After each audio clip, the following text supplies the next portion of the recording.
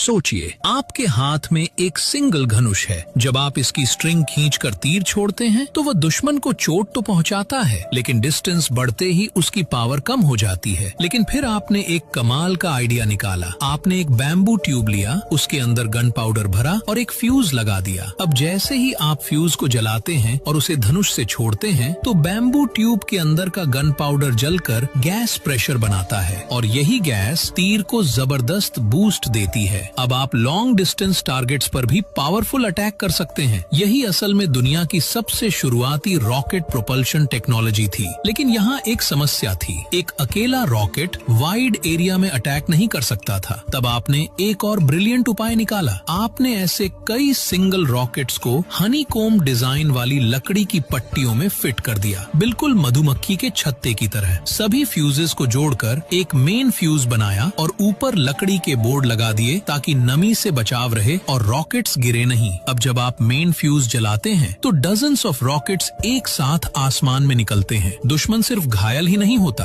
बल्कि तेज आवाज, आग और धुएं की वजह से साइकोलॉजिकल फियर भी महसूस करता है। इसी तरह बना एक छत्ता रॉकेट लॉन्चर, जो दुनिया की सबसे पुरानी रॉकेट लॉन्चर सिस्टम माना जाता है।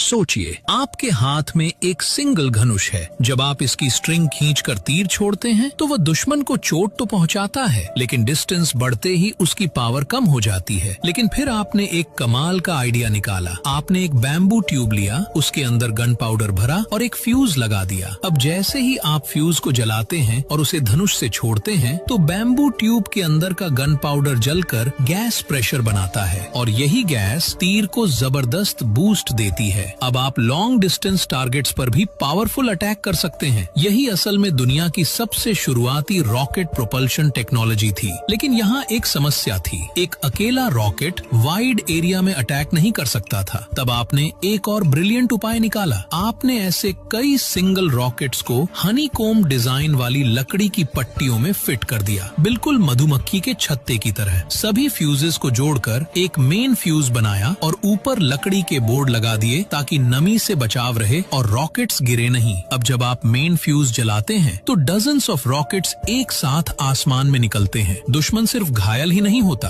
बल्कि तेज आवाज, आग और धुएं की वजह से साइकोलॉजिकल फियर भी महसूस करता है। इसी तरह बना एक छत्ता रॉकेट लॉन्चर, जो दुनिया की सबसे पुरानी रॉकेट लॉन्चर सिस्टम माना जाता है।